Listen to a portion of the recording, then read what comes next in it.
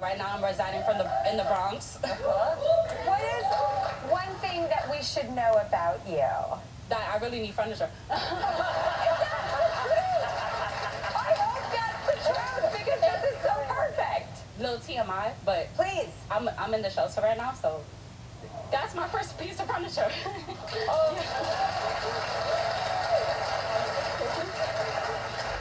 I'm going to give you, I want to give you $5,000 right now.